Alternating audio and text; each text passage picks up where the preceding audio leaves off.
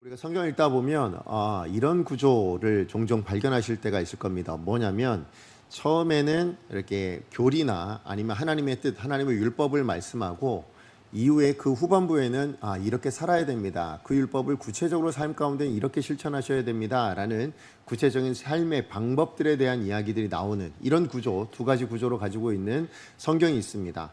성경 곳곳에 많은데요. 가장 대표적인 성경을 이야기하라면 아마 로마서일 겁니다. 그래서 로마서 1장부터 11장까지는 복음으로 말미암은 그 하나님의 뜻, 또 하나님께서 어떻게 이 복음을 이렇게 이루어내셨는지에 대한 복음의 명확한 내용들을 설명해 준다면, 그 위에 12장부터는 그러므로 형제들아 라는 말씀으로 너희 몸을 하나님 기뻐하시는 거룩한 산 제물로 드리라 라고 하면서 그 이후의 삶을 어떻게 살아내야 될지에 대한 이야기를 분명하게 알려주고 있습니다. 자, 그런데 이런 구조가 단순히 이제 로마서만 있는 게 아니고 에베소서도 마찬가지고요, 골로새서도 마찬가지고 히브리서도 동일합니다. 그렇게 전반부에는 이렇게 하나님의 뜻이 이런 것이 있습니다, 이렇게 하나님께서 말씀하셨습니다 하고, 그 외엔 그 말씀을 가지고 이렇게 구체적인 삶의 자리에서는 이렇게 살아가셔야 됩니다 라고 알려주신다라는 거죠. 자, 그런데 구약 성경에서는 가장 대표적인 그런 성경 말씀이 무엇인가 라고 한다면 바로 오늘 본문 신명기 말씀입니다. 특별히 신명기 말씀도 1장부터 11장까지의 내용이 뭐냐면, 하나님께서 구원하신 이스라엘 백성들을 어떻게 구원하셨는지, 그리고 그 구원하신 과정 안에서 하나님께서 허락하신 그 율법의 내용, 핵심 내용이 무엇인가를 분명하게 일러줍니다. 그리고 이제 12장부터는 어떤 내용이 진행되어지냐면, 이제 그 율법을 구체적인 삶의 자리에서 어떻게 살아내야 되는가라는 부분을 이제 12장부터 마지막 34장까지 쭉 일러주고 있거든요. 자, 그렇다면 여러분 한번 생각해보세요. 왜 성경에 이렇게 구조를 이렇게 가질까요? 앞부분에는 이런 율법, 하나님 뜻이 이러합니다.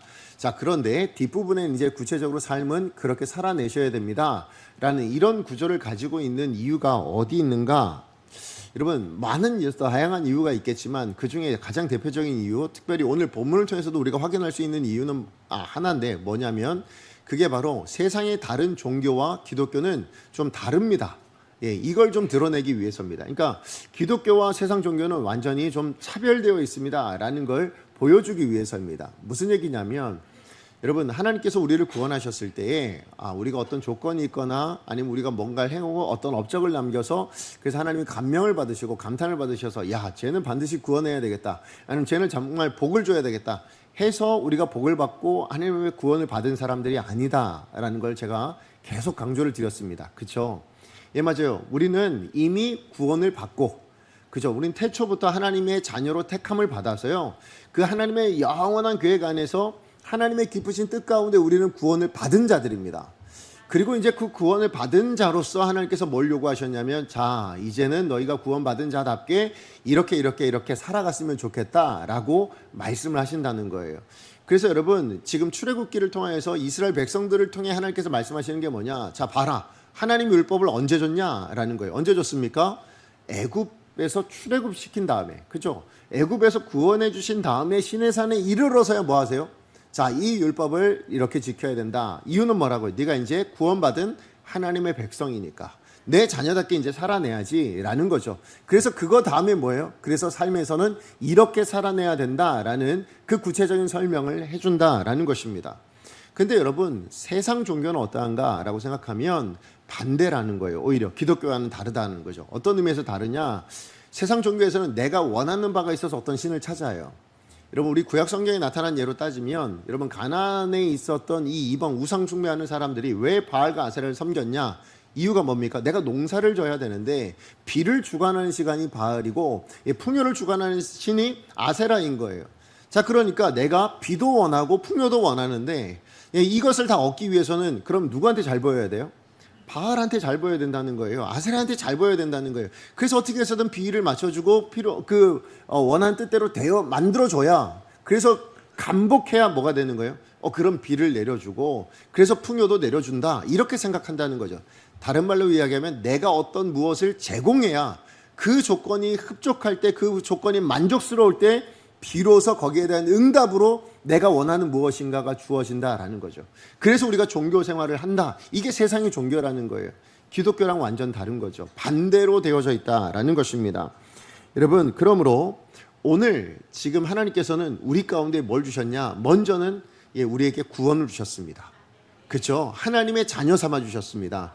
이스라엘 백성들에게도 동일합니다. 지금 뭐냐면 은혜로 출애굽 시켜 주셨고 은혜로 광야를 지내게 하신 다음에 이제 다시 어디 앞에 서게 하셨어요? 젖과 꿀이 흐르는 가나안 땅 앞에 오게 하셨단 말이에요. 자, 그러니 이제 이 젖과 꿀이 흐르는 가나안 땅에 들어가거든 이제 하나님의 백성답게 살아내야 될 텐데 그 살아내는 삶의 방식, 구체적인 이런 삶의 방식들이 있어라는 걸 알려주시면서 그 중에 가장 먼저 삶의 방식으로 언급하신 게 뭐냐면 그 주제가 오늘 본문에서 우리가 확인하듯이 예배라는 주제를 말씀하고 있는 것을 보게 됩니다. 다른 말로 이야기하면 우리가 이 땅을 살아갈 때 어떤 도덕적인 법이나 아니면 윤리적인 어떤 모습들이 아니고요. 지금 하나님은 가장 먼저 이야기하신 게 뭐냐면 예배를 이야기하고 계신다라는 겁니다. 왜 그럴까? 이 구조 안에서 우리가 확인한다면 예배라는 건 무엇인가라는 거죠. 여러분, 예배라는 건 뭡니까? 하나님을 만족시키기 위해서 우리가 하나님 앞에 어떤 복을 받거나 하나님 앞에 어떤 능력을 받거나 하나님 앞에 어떤 문제 해결을 받기 위해서 하나님을 감탄시켜야 되니까 하나님을 감복시켜야 되니까 하나님을 만족을 시켜드려야 되니까 그래서 올려드리는 게 예배다가 아니라는 거죠. 그렇죠? 그걸 알려주시기 위해서 지금 예배를 가장 먼저 이야기하고 있는 겁니다. 이 구조 안에서. 자, 무슨 얘기냐면 하나님이 우리를 구원하셨습니다. 하나님이 우리를 이 예배당 안으로 인도해 주셨습니다. 그러면 왜 이곳으로 인도하셨는가? 이것 자체가 은혜라는 거예요. 하나님이 여러분을 택하셨다는 은혜. 왜냐하면 세상에 믿지 않는 사람들 지금 뭐예요? 이 예배당 오라 그래도 뭡니까? 안 오십니다. 그렇죠? 왜요? 몰라요. 여기 왜 오냐는 거예요. 그러므로 우리가 이 자리에 있다라는 것 자체는 어떤 의미입니까? 하나님 날 붙드셨구나. 하나님 나를 선택하셨구나. 내가 하나님의 자녀구나라는 표가 바로 이 자리인 줄로 믿습니다. 그래서 이 자리에서 여러분 하나님께서 뭐 하는 거예요? 예배를 드리라 라고 말씀하시는 이유는 결국은 내가 하나님의 자녀된 표로 나타나야 되기 때문인 거예요. 다른 말로 이야기하면 여러분 이호진이란 저희 이름은 이호진입니다. 그죠? 저는 강성교회의 담임 목사입니다. 근데 이거를 어디 가서 증명을 해야 될 때가 있어요. 제가 어제 요 옆에 농협을 어제가 아니죠. 그저께죠. 금요일날 농협을 가야 될 일이 있어서 갔습니다. 강성교회 무슨 일을 위해서 제가 농협을 갔어요. 근데 농협을 갔더니 이제 대표자로 온 거잖아요. 대표로 오신 거 맞죠? 그래서 본인이 직접 오신 거죠? 맞습니다. 그래도 뭘 요구하셨을까요? 제 말 하나면 될까요? 아닌 거죠. 그래서 신분증 주시죠. 해서 제가 주민등록증을 내드렸어요. 그랬더니 맞으시군요 하고는 다시 저한테 주셨어요.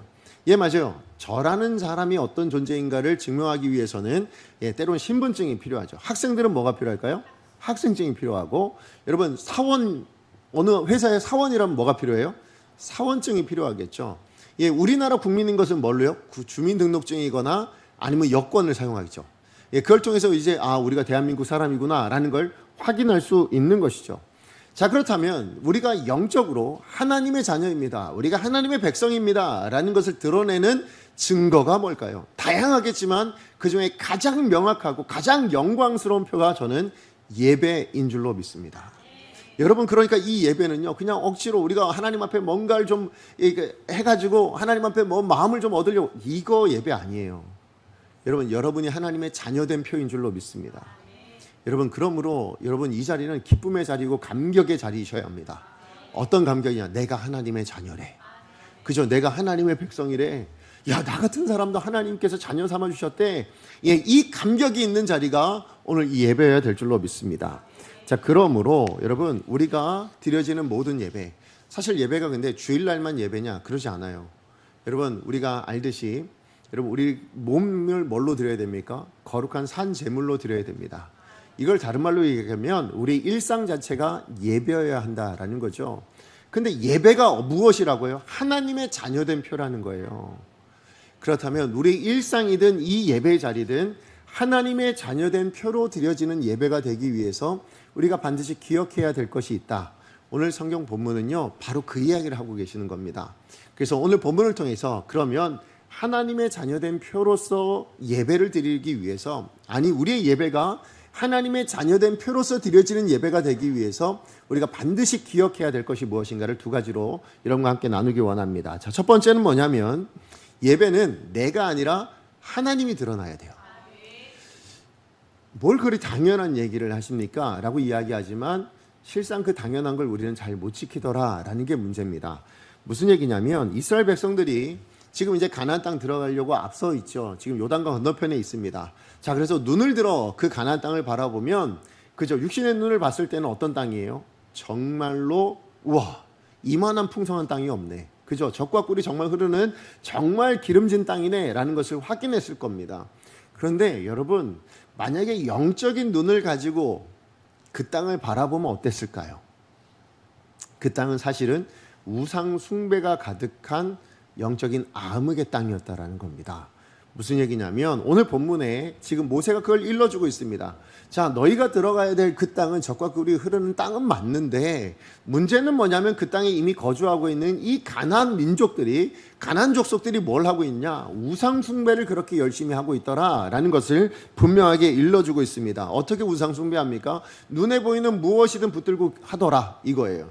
그래서 뭐 나무를 보든지 아니면 뭐 산을 보든지 그게 무엇이든지 그 앞에 엎드려 절을 하고 거기서 제단을 쌓고 있더라라는 것을 일러주고 있습니다. 우리 2절에서 3절 같이 한번 읽어보겠습니다. 시작. 너희가 쫓아낼 민족들이 그들의 신들을 섬기는 곳은 높은 산이든지 작은 산이든지 푸른 나무 아래든지를 막론하고 그 모든 곳을 너희가 땅에 판멸하며 그 제단을 헐며 주상을 깨뜨리며 아랫상을 불사르고 또 그 조각한 신상들을 찍어 그름을 그곳에서 멸하라. 예, 맞아요. 가나안 사람들이 어떻게 했다고요? 예, 눈에 보이는 무엇이든지 이게 영험해 보인다. 이게 뭐 대단해 보인다. 그럼 뭐예요? 다 신처럼 여겼다라는 거예요. 그래서 그 앞에 절을 하고 그 앞에 엎드리고 제단을 쌓고 했던, 그렇게 제사를 드렸던 그게 바로 가나안 민족들이었다라는 거죠. 자, 그런데 이스라엘 백성들이 그 땅에 들어갈 때 하나님께서 뭐라고 명령하십니까? 그 모든 것을 다 멸하라라고 말씀하십니다. 자, 그렇다면 하나님은 왜 그 땅에 있는 모든 우상들을 멸하라라고 그렇게 명령하고 계시는 걸까?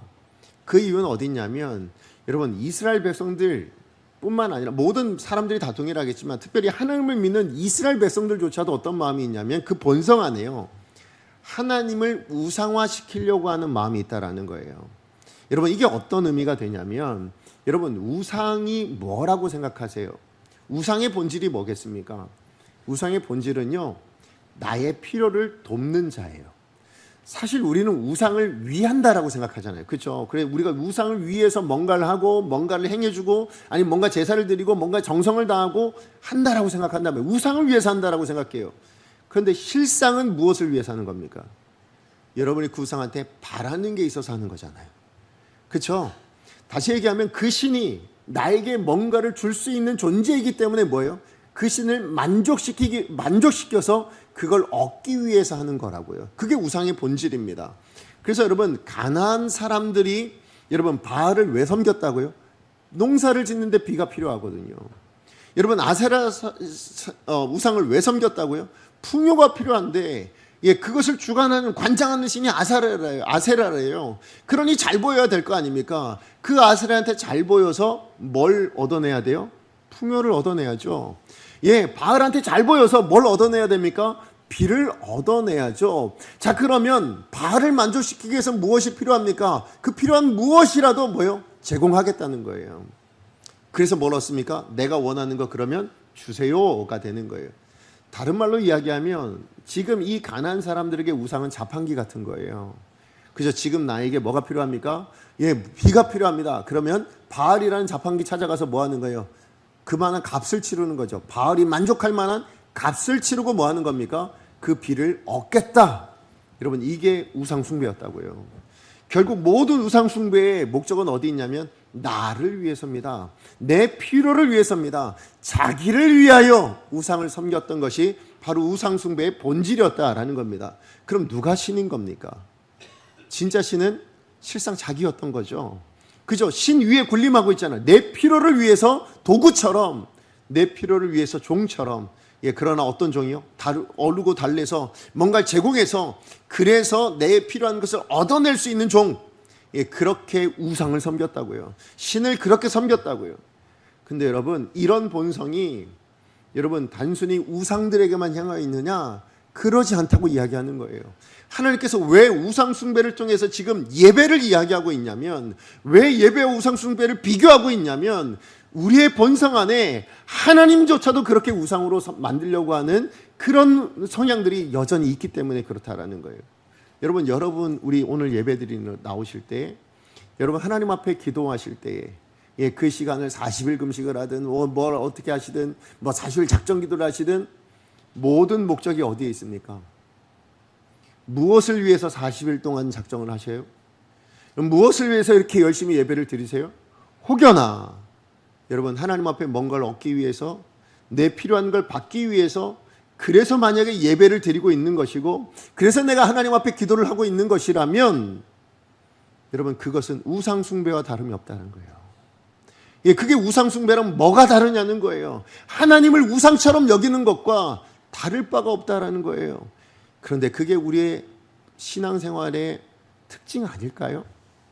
여러분 우리가 지금까지 신앙생활했던 모습이 마치 그렇게 다른 우상들과 다름없이 다른 종교생활과 다름없이 하나님을 그렇게 대하며 하나님을 그렇게 여기며 그렇게 우리가 신앙생활하고 있는 것은 아닌가?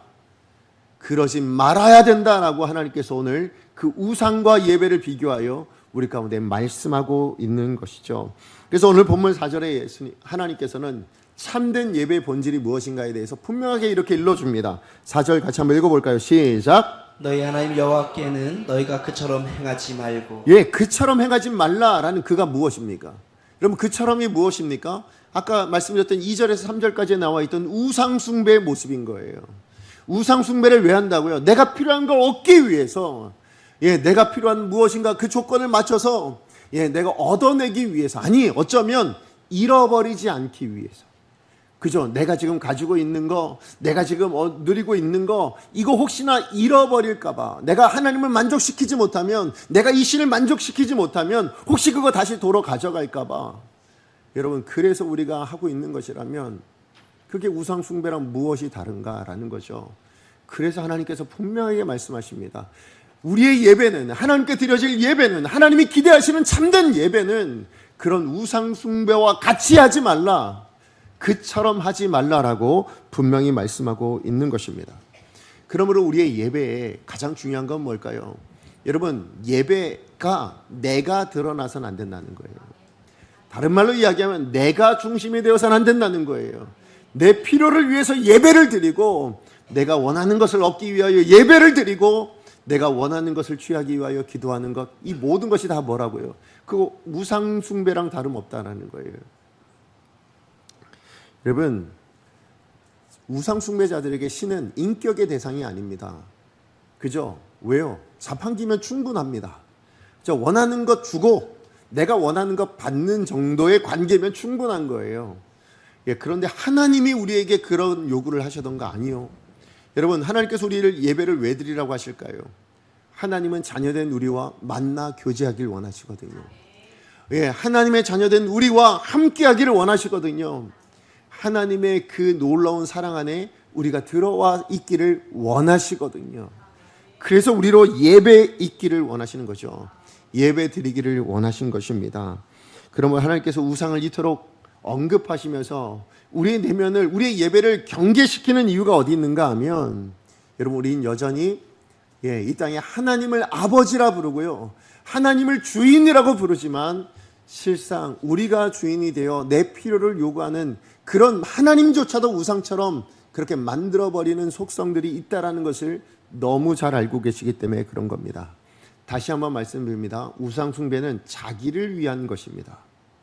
나를 위하여 드리는 것 그게 우상 숭배입니다. 그러나 참된 신앙은 뭐라고요? 나를 위해서가 아니라 누굴 위해서? 하나님을 위해서입니다. 그래서 예배에는 누가 나타나야 된다고요? 하나님이 나타나셔야 됩니다. 나는 죽고 누가 사셔야 됩니까? 주가 살아야죠. 그래서 사도 바울이 로마서 14장 7절에서 8절에 이렇게 말씀하셨습니다. 같이 한번 읽어보겠습니다. 시작. 우리 중에 누구든지 자기를 위하여 사는 자가 없고 자기를 위하여 죽는 자도 없도다. 우리가 살아도 주를 위하여 살고 죽어도 주를 위하여 죽나니 그러므로 사나 죽으나 우리가 주의 것이로다. 여러분 정말로 이 고백이 여러분의 고백이십니까? 아니 우리의 이 고백이 이 사도 바울의 고백이 우리의 고백이 되어야 될 줄로 믿습니다. 이 예배의 자리에서 우리는 바로 이것이 드러나야 될 줄로 믿습니다. 나는 죽고 누가 산다고요? 하나님이 사시는 것. 예, 주가 사시는 것. 하나님이 드러나고 하나님의 영광이 나타나고 하나님의 뜻이 드러나고, 예, 그것이 바로 예배여야 할 줄로 믿습니다. 그럼에도 불구하고 그렇게 우리가 하나님을 부르짖고 하나님을 주라고 고백하지만 실상 내 필요와 내 만족을 위한 것이 목적이라면, 여러분, 내가 가지고 있는 것을 누리기 위해서, 얻기 위해서, 그래서 우리가 예배 드리는 것이 목적이라면 그것은 우상 숭배와 다름없어요. 여러분, 내 욕망을 위해서 하나님을 이용하는 것과 뭐가 다르냐고요. 내 필요를 위해서 하나님을 조정하려고 하는 것과 무엇이 다르겠습니까? 그러므로 참된 예배란 무엇인가? 이런 내 모든 마음을 내려놓는 겁니다. 여러분, 하나님 앞에 설 때만큼은 정말로 여러분이 요구하는 모든 것을 다 내려놓을 수 있기를 원합니다. 예, 그리고 하나님 앞에 맡겨드리는 거예요. 예, 그리고는 하나님 아버지 앞에 엎드리는 겁니다. 그게 우리의 예배가 될 줄로 믿습니다. 여러분, 우상 숭배의 특징이 뭔지 아십니까? 우상을 숭배하면요, 결국 나타나는 삶의 모습들이 거룩이 나타나질 않아요. 그렇죠? 왜냐하면 그냥 주고 받으면 돼요. 근데 그 우상이 만약에 원하는 것이, 예, 돈이라면 돈 주면 그만이잖아요.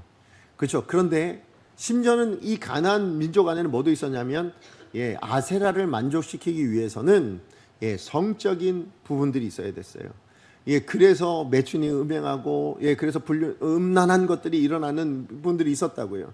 무슨 얘기입니까? 이렇게 인격적인 관계가 아닌, 여러분, 정말로 하나님이 아닌 우상 숭배에는 거룩이 나타나지 않습니다.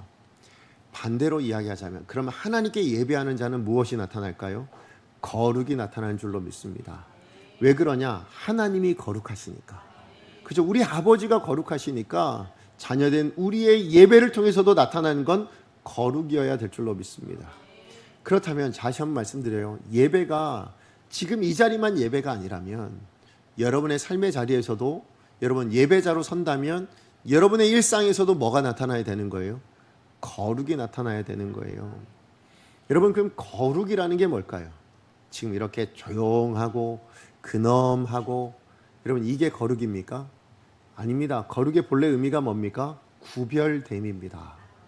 그렇죠? 세상과 구별됨. 그죠? 세상과 다름인 겁니다. 다른 말로 이야기하면 저는 이 거룩은 하나님의 성품이자 하나님의, 예, 모습이 될 줄로 믿습니다. 그러면 그 중에 가장 대표적인 게 뭘까? 생각해 보면 저는 성령의 9가지 열매인 것 같아요. 그죠? 사랑이야말로 하나님의 성품 아닙니까? 그죠? 하나님이야말로 우리를 보면 얼마나 기뻐하시겠습니까? 그죠? 우리 희락입니다. 예, 맞아요. 온유와 자비와 절제와 충성과 이 모든 것은 다 하나님의 사람의 특징이 되어질 줄로 믿습니다. 그러므로 여러분의 삶의 모든 자리에서 여러분, 우리가 드러내야 될 건 뭐냐? 하나님의 자녀로 하나님이 누구인가가 드러나야 될 줄로 믿습니다. 그래서 오늘 예배 가운데도요, 우리 하나님이 어떤 분인가가 드러나야 돼요. 네, 그리고 여러분의 삶의 자리에서도 뭐가 드러나야 됩니까? 하나님이 어떤 분인가가 드러나야 돼요. 그래서 여러분을 만나는 누구에게든지, 여러분의 삶의 자리가 어느 자리가 되었든지 그곳이 예배의 자리가 되어진다면, 예, 하나님을 높여드리고 하나님을 드러내는 자리가 되어진다면 당연히 그곳에는 하나님의 성품이, 하나님의 모습이 무엇인가, 하나님께서 우리 가운데 무엇을 뜻하시는가가 여러분을 통해서 나타나게 되어질 줄로 믿습니다. 다시 한번 말씀드립니다. 예배는 하나님의 사람됨의 표입니다. 예, 그러므로 여러분이 서 있는 어떤 삶의 자리든 오늘 이 예배의 자리에서도 바로 그 하나님이 어떤 분인가를 드러내므로 하나님의 사람다운 표를 드러낼 수 있는 저와 여러분 되어지길 원합니다. 그래서 첫 번째 기억할 게 뭐라고요? 예배는 내가 아니라 하나님이 드러나야 합니다. 자, 그런가 하면 두 번째입니다. 우리의 예배가 정말로 하나님이 바라시는, 예, 정말로 그런 예배가 되길 원한다면 두 번째는 뭐냐면, 예배는 무거운 책임이 아니라, 짐이 아니라 하나님의 자녀됨의 특권을 누리는 것임을 기억하셔야 됩니다. 다시 한번 말씀드려요. 여러분, 오늘 말씀의 제목이 뭐라고요? 하나님의 자녀됨의 표가 뭐라고요? 그게 예배예요. 다시 얘기하면 하나님의 자녀가 아니면 이 예배를 누릴 수가 없어요. 이 예배를 맛볼 수도 없어요. 이 예배를 경험할 수도 없어요. 이 예배 자리에 있지도 못해요. 그러므로 이 자리는 특권입니다. 여러분 믿으십니까? 예, 하나님의 자녀만이 누릴 수 있는, 하나님의 사랑과 선택을 받은 자만이 누릴 수 있는 놀라운 특권임을 여러분 믿으시기 바랍니다. 그런데 우리는 종종 이런 예배나 아니면 우리가 드리는 어떤 예배의 모든 요소들을 여러분 어떤 의무처럼 아니면 뭔가 내가 얻기 위한 조건처럼 그렇게 사용하는 경우가 너무 많다라는 겁니다. 내가 예배를 잘 드려야 하나님이 나한테 이런 복을 주실 텐데, 그죠? 내가 11조를 잘해야 그래야 내가 필요한 물질들을 좀 주실 텐데, 이런 생각들 합니다. 반대로 또 뭐예요? 내가 안 하면 빼앗는 거 아니야? 하나님 다 걷어가시는 거 아니야? 이런 생각들을 한다라는 거죠. 여러분, 그것은 굉장히 큰 오해입니다. 여러분, 하나님 오해에도 너무 큰 오해하고 계시는 겁니다. 여러분, 마치 우리의 예배가 뭔가 내가 해야 될 짐처럼 여긴다면, 어떤 조건처럼 여기게 되어진다면, 그것은 하나님을 마치 주인처럼, 그죠? 우리를 종으로 여기고 우리를 노예로 여기고 아니면 우리를 품꾼의 하나로 여기는 그런 주인처럼 여기고 있는 거지, 결코 아버지로 여기고 있는 것이 아니라는 거예요. 우리 하나님을 철저하게 오해하고 있는 모습이다라는 거죠. 여러분, 제사의 본질이 어디 있는가? 여러분, 예배의 본질이 어디 있는가? 여러분, 그것의 가장 큰 건 뭐냐면, 내가 이걸 해가지고 하나님께서 나의 소원을 들어주실까 안 들어주실까, 이거 아니에요. 오히려 뭐냐면 예배를 통해서 나를 향한 하나님의 뜻은 무엇일까를 확인하는 자리입니다. 그죠? 그래서 뭐 하는 거예요? 그 확인한 걸 가지고 우리가 세상 가운데 나가서 뭐 하는 거예요? 그대로 살아내는 거죠. 그래서 뭐 하는 겁니까? 내가 하나님의 사람입니다가 드러나게 만드는 것. 그게 바로 예배의 본질인 줄로 믿습니다. 그래서 하나님께서는 이 제사, 이 예배의 근원적인 동기 자체를 다시 한번 확인시켜 주세요. 자, 우리 10절 말씀 같이 한번 읽어보겠습니다. 시작. 너희가 요단을 건너 너희 하나님 여호와께서 너희에게 기업으로 주시는 땅에 거주하게 될 때, 또는 여호와께서 너희에게 너희 주위의 모든 내적을 이기게 하시고 너희에게 안식을 주사 너희를 평안히 거주하게 하실 때에, 아멘. 지금 이 얘기는 뭐냐면, 지금 일단 아직 이스라엘 백성들이 가나안 땅에 못 들어갔잖아요. 그죠? 이제 들어가게 될 겁니다. 그러면 가나안 땅 누가 주실까요? 하나님이 이스라엘 백성들에게 주실 겁니다. 그런데 문제는 뭐가 있냐면, 그 가나안 땅에 이미 살고 있는 가나안 족속들이 있어요. 그래서 이제 이 이스라엘 백성들이 들어가면 가나안 족속과 전쟁을 해야 됩니다. 그죠? 근데 그 전쟁을 누가 이기게 하실까요? 이스라엘 백성들이 이기게 하실 거예요. 누가 하실까요? 하나님이 그렇게 하실 겁니다. 그래서 오늘 그것을 분명하게 드러내주고 있는 말씀이 이 말씀이에요. 무슨 얘기냐면, 가나안 땅에 들어가 그 땅을 차지하거든, 그 다음에 또 뭐라고 말씀하십니까? 그래서 그 땅에서 안식을 누리게 되거든 이라고 말씀하시잖아요. 다시 얘기하면 분명히 조건이 있어요. 무슨 조건이냐? 여러분, 네가 이렇게 하거든 저렇게 하거든이 아니라 내가 너에게 이렇게 해주거든이에요. 맞죠? 하나님이 우리에게 이런 은혜를 주거든, 이런 축복을 주거든, 이렇게 해주거든 이에요. 다른 말로 이야기하면 우리에게 구원을 베풀어 주시거든, 우리가 하나님의 자녀 되게 만들어 주시거든, 그래서 하나님이 주시는 그 놀라운 은혜 가운데 평안을 누리게 하시거든 이인 거예요. 여러분, 우리가 그것을 이미 누린 자들 아닙니까? 그죠? 우리는 사망을 두려워할 이유가 없습니다. 그죠? 우리는 이 땅을 살아가면서도 이 땅의 모든 문제나 어려움 때문에 두려워할 자들이 아닙니다. 왜 그렇습니까? 우리에겐 생명이 이미 주어져 있고 하나님이 아버지인 존재잖아요. 그러므로 우리는 이미 평안과 안식을 이미 받은 자들이라는 거예요. 그 조건을 가진 자들, 그렇게 가져가게 하셨을 때에 오늘 우리는 이미 누리고 있으니, 자, 이것이 이루어졌습니다. 그러면 뭘 요구하시는가? 자, 그때 12절 말씀이 나오는 겁니다. 12절 말씀 같이 한번 읽어보겠습니다. 시작. 너희와 너희의 자녀와 노비와 함께 너희의 하나님 여호와 앞에서 즐거워할 것이요, 내 성중에 있는 레위인과도 그리할지니 레위인은 너희 중에 분깃이나 기업이 없습니다. 뭐라고요? 너희가 예배를 다 하고 너를 열심히 이렇게 신앙생활하면 내가 그때 이렇게 가나안 땅 들어가게 해줄게, 구원 얻게 해줄게, 안식을 줄게, 이렇게 말씀하신 것이 아니고 오히려 반대로 이야기하죠. 내가 너에게 안식을 주고 내가 너에게 이 가나안 땅을 줄 때 그때 너는 뭐 하라고요? 나 앞에 나와서 즐거워하래요. 그죠? 그러므로 우리 예배는 어떤 예배여야 됩니까? 그 주신 은혜에 대한 감격과 감사로 기쁘게 드려지는 게 예배여야 될 줄로 믿습니다. 다시 한번 말씀드려요. 여러분, 우리의 예배는 잔치여야 합니다.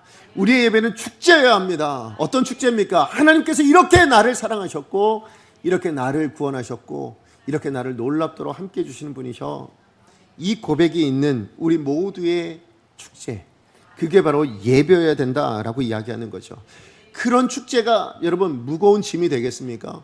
그럴 수 없다라는 거예요. 그게 어떻게 책임이 되고 노동이 되겠냐고요. 기쁨이 되고 즐거움이 되고, 그죠? 예, 그것은 정말로 잔치가 되는 것입니다.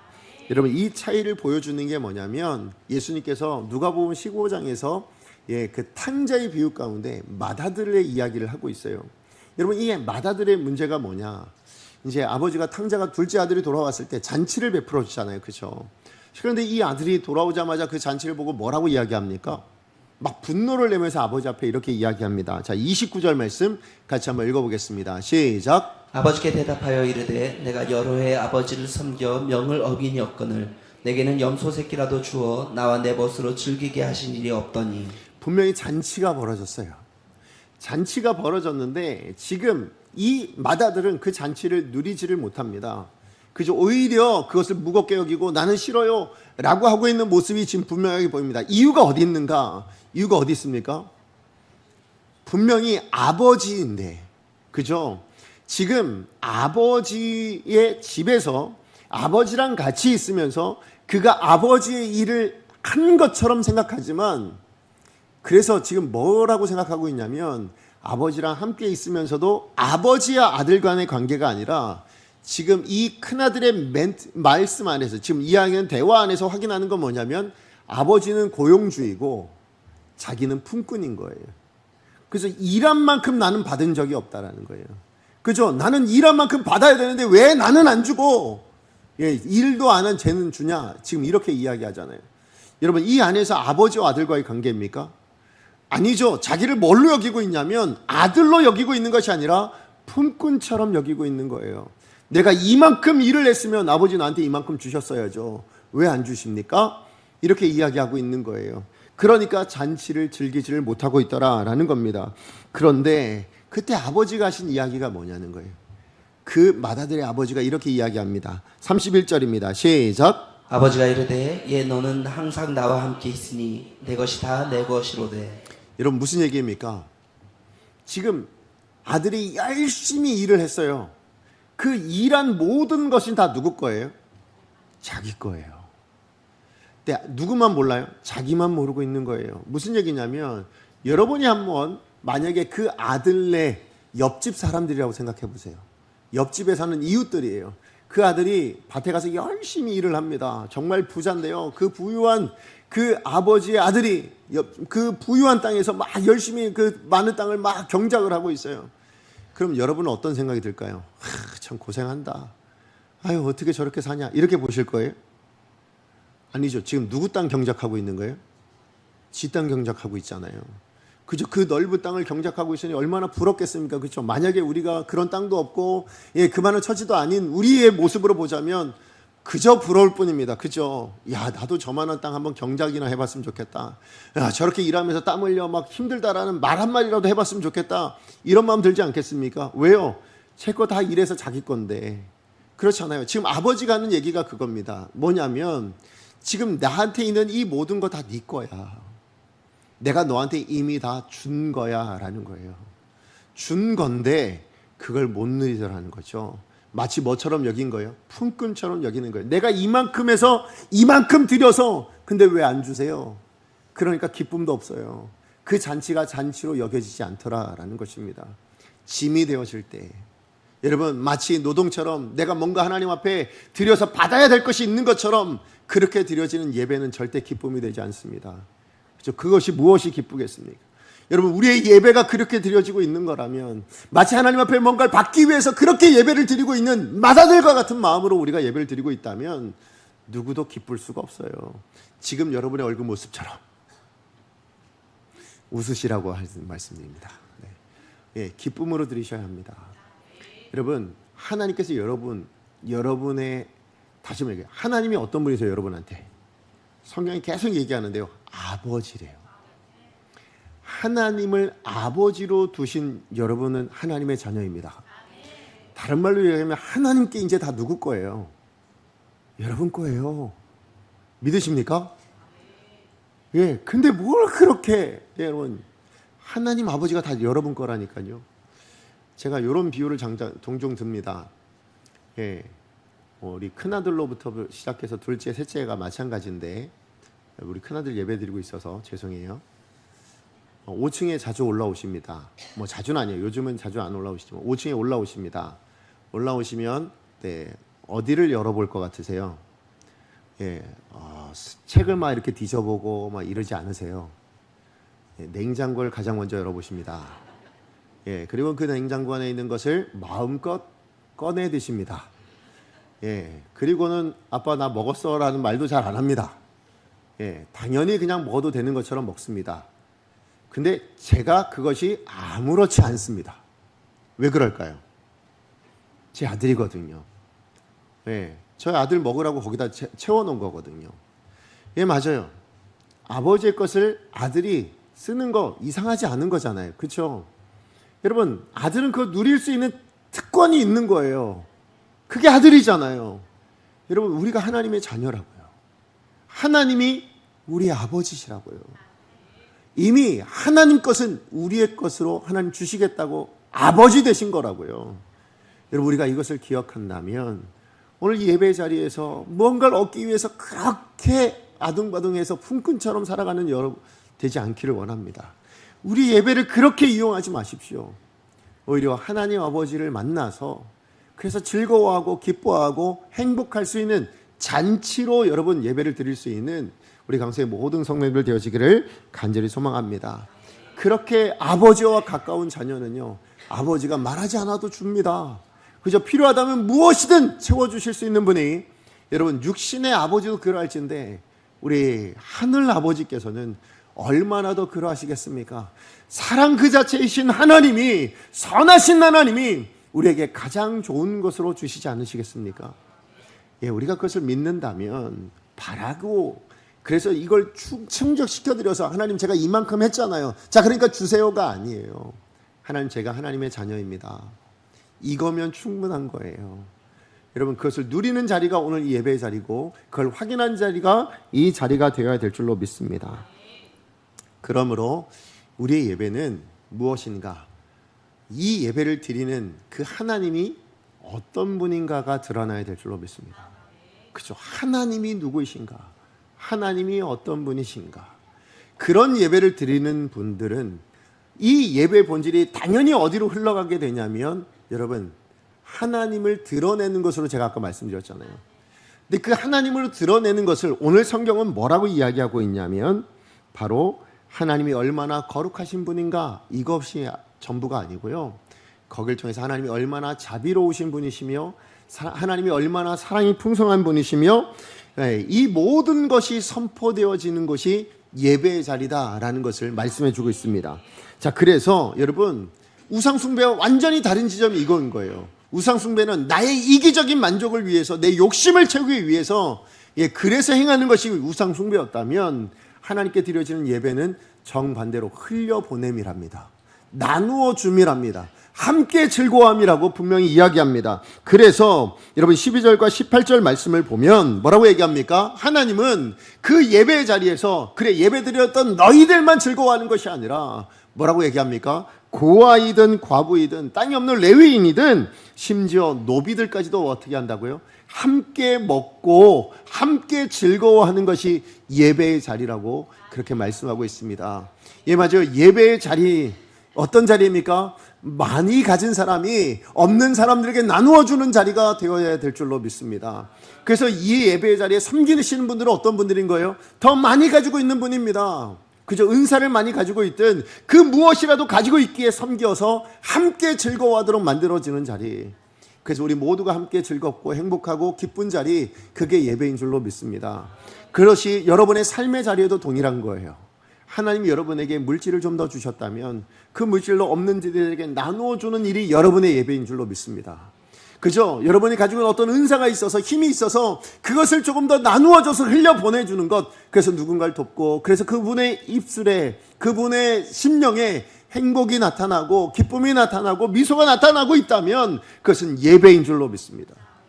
여러분, 이것이 우리가 하나님 앞에 드려야 될 온전한 예배의 본질인 겁니다. 여러분, 예배는 의무가 아닙니다. 특권입니다. 이것은 성도만이 할 수 있는 특권입니다. 그렇죠? 우리의 일상에서도 그렇게 흘려보내미요. 여러분, 세상 누구가 그렇게 흘려보냅니까? 물론 그렇게 하는 사람들도 있죠. 심성이 착한 사람들이요. 그러나 일반적으로 보통적으로는 뭡니까? 여러분 세상 사람은 내가 더 많이 취하고요. 그래서 내가 더 많이 갖고 내 행복을 위해서 남들 위에 밟고 서는 것이 목적인 사람들입니다. 그런데 우리 하나님의 사람은 다름을 드러내셔야 된다고요. 우린 다르게 산다. 뭐냐? 나는 밟고 위에 서기 위해서가 아니라 누군가를 받쳐주기 위해서. 저 없는 사람들 받쳐주기 위해서 뭐합니까? 무거우니까 내려가는 겁니다. 내려간 자리에서 받쳐주는 사람들인 거예요. 도와주는 사람들인 거예요. 베풀어주는 사람들인 거예요. 그게 예배입니다. 여러분 그런 예배를 하나님 앞에 올려드릴 수 있는 우리 강사의 모든 손들 되어지기를 간절히 소망합니다. 말씀의 결론을 맺습니다. 오늘 예배를 통해서 오늘 말씀을 통해서 우리는 예배에 대한 하나님 아버지의 마음을 함께 나누게 되었습니다. 여러분 사실 우리는 예배조차도 우상처럼 섬겨서 뭐예요? 내 필요를 채우고 내 만족을 위해서 내가 원하는 것을 얻기 위한 것으로 우린 자꾸 그렇게 만들어 가려고 합니다. 어쩌면 오늘 이 자리에 오신 여러분들도 그런 마음가짐을 가지고 오셨을지도 모르겠고 아니면 반대로 또 다른 의미로는 내가 가진 것을 잃어버리지 않기 위해서 하나님이 혹시나 나한테 벌 주실까 봐 그런 두려운 마음을 가지고 오늘 이 자리에 나와 계신 분들도 계실지 모르겠습니다.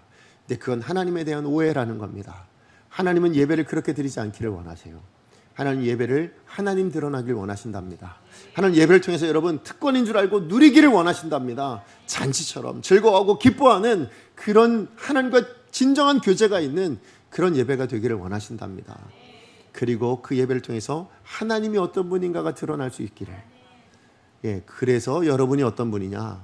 아, 그래서 하나님의 자녀구나 라는 표가 예배인 줄로 믿습니다.